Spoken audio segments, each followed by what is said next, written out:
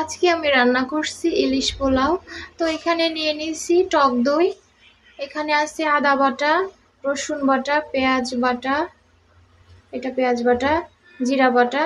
এবার টক দইয়ের ভিতরে সবগুলো মরিচের গুঁড়া, লবণ, এবার সব মশলাগুলো মেখে নিব। নিয়ে মাছটার ভিতরে মেখে 10 মিনিট রেখে দিব।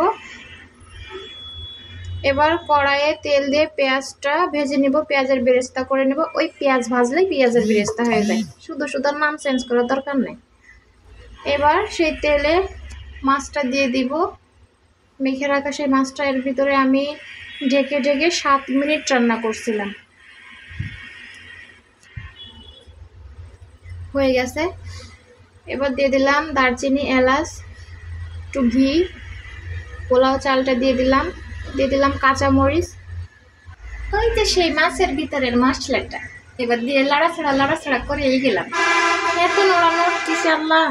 চালটা ভাজা হয়ে গেলে দিয়ে দিলাম পরিমাণ মতো পানি, লবণ দিয়ে ঢেকে দিলাম। এই যে প্রায় হওয়ার কাছাকাছি হয়ে গেছে। উপর দিয়ে দেবো সেই বেরেস্তা, মানে পেঁয়াজ ভাজা। এবার মাছটা দিয়ে দিলাম। এত সুন্দর হয়েছে, এই ভাতগুলা একটার সাথে একটাও লাগেনি।